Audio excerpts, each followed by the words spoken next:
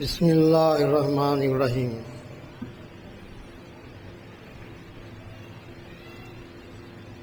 پیر طریقت علامہ مولانا فضیلت الشیخ حضرت سید شاہ غلام افضل بیابانی المعروف با حضرت خسرو پاشا صاحب قبلہ مدد اللہ العالی، سجادہ نشین درگاہ شریف حضرت سید شاہ افضل بیابانی رحمۃ اللہ علیہ و صدر نشین آندھرا پردیش ریاستی وقف بورڈ، خلفائے کرام، مریدین، معتقدین و عامة المسلمین، السلام علیکم ورحمۃ اللہ وبرکاتہ۔ بسم اللہ الرحمن الرحیم۔ الا ان اولیاء اللہ لا خوف علیہم ولا هم یحزنون۔ میں صرف 2-3 منٹ آپ سے اس مبارک و مسعود محفل میں آپ حضرات کو مخاطب کر کے یہ شرف حاصل کرنا چاہتا ہوں کہ بزرگوں کا جو ذکر ہو رہا ہے اس ذکر میں کچھ میرا بھی حصہ ہو جائے، جیسا کہ مولانا خواجہ علیم الدین صاحب بیابانی نے ایک حدیث مبارک آپ کو سنائی جو انوار احمدی میں ہے، جس کو حضرت فضیلت جنگ انار اللہ خان صاحب نے اپنی کتاب انوار احمدی کے صفحے نمبر 19 پر درج کی ہے۔ بات مختصر کرتے ہوئے اس میں اس حدیث مبارک میں یہ ہے، حضور اکرم صلی اللہ علیہ وسلم نے فرمایا انبیاء کا ذکر عبادت ہے اور صالحین کے ذکر گناہوں کا کفارہ ہے۔ جب تک یہاں آپ لوگ بیٹھے ہوئے رہیں گے صالحین کا ذکر ہوتا رہے گا، آپ کے گناہ دھلتے جائیں گے، مٹتے جائیں گے، اور اللہ اگر چاہے تو آپ گناہوں سے پاک ہو کر اس مجلس میں سے نکلیں گے۔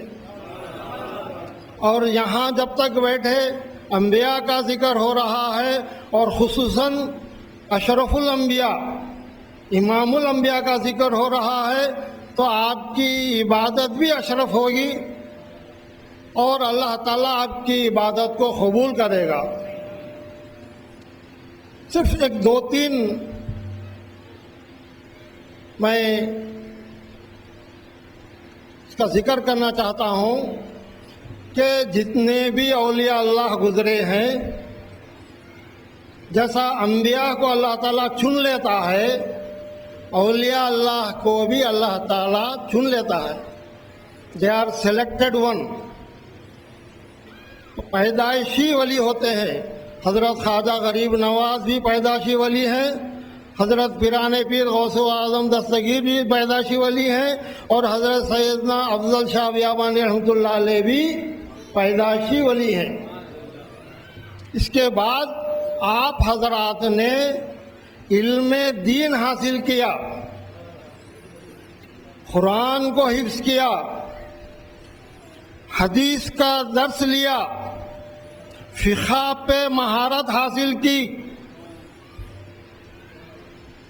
اس کے بعد عبادت کرے، تزکیہ نفس کیا، اپنے نفس کو مارا، دنیا کی خواہشات کو ترک کیا، اور خصوصاً حضرت خواجہ معین الدین چشتی اجمیری رحمۃ اللہ علیہ نے ان کے متعلق کہا جاتا ہے کہ آپ محدث وقت تھے. آپ مدینہ شریف میں 3 سال تک حدیث کا درس دیتے رہے. یہ بات بہت خاص بات ہے کہ آپ نے مدینہ شریف میں جو پورے دنیا کا مرکز ہے، ایک علمی مرکز ہے، وہاں پر آپ 3 سال تک حدیث شریف کا درس دیتے رہے. اس کے بعد پھر آپ جو ہے ہندوستان تشریف لائے، اور جب ہندوستان تشریف لائے تو حضرت داتا گنج بخش سیدنا علی حجیری رحمۃ اللہ علیہ کی درگاہ شریف میں 40 دن تک چلہ کشی کرے. آپ ایک ولی کے لیے یا ایک مرید کے لیے، ایک سالک کے لیے، ایک طالب علم کے لیے یہ ضروری ہے کہ پہلے دینی علوم حاصل کرے، اس کے بعد بزرگوں کی صحبت میں بھی رہے. اگر بزرگ زندہ بزرگوں کی صحبت میں رہے اور جو گزر گئے ہیں ان کی مزاروں پر چلہ کشی کرے. یہاں پہ جو رومز بنائے گئے ہیں وہ جو ہے کوئی اس کا مقصد کوئی خالی نہیں ہے. یہاں پہ ایک رواج ہے کہ لوگ جو فیض حاصل کرنا چاہتے ہیں وہ یہاں آ کر چلہ کشی کرتے تھے، آج بھی کر رہے ہیں. ہم نے کئی لوگوں کو دیکھا ہے کہ یہاں چلہ کشی کر کے دین و دنیا میں سرفراز ہوئے ہیں. تو چنانچہ حضرت خواجہ معین الدین چشتی رحمۃ اللہ علیہ، حضرت داتا گنج بخش رحمۃ اللہ علیہ کی درگاہ شریف میں 40 دن تک چلہ کشی کرتے رہے. یہ جو ہے ایک کتاب میں نے پڑھی تھی، 100 گریٹ مسلمس، پاکستان کے خواجہ احمد صاحب کی لکھی ہوئی. اس میں 100 گریٹ مسلمس، بڑے مسلمانوں کی جو ہے، جس میں حضور اکرم صلی اللہ علیہ وسلم سے شروع کی گئی تھی بات، تمام اولیاء اللہ، اہل بیت اطہار، ایون سائنٹسٹ کو بھی شامل کیا گیا ہے. اس میں یہ بتاتے ہیں کہ 40 دن تک آپ داتا گنج بخش رحمۃ اللہ علیہ کی مزار پر چلہ کشی کرے ہیں. اس کے بعد پھر ہندوستان و دہلی تک آئے اور اس کے بعد میں جو ہے آپ جو ہے تبلیغ شروع کی. تو یہ تمام مراحل ہیں ہر ایک کے لیے، اور دینی علوم حاصل کرنا. وما علینا الا البلاغ. اللہ ہمیں نیک توفیق عطا فرمائے.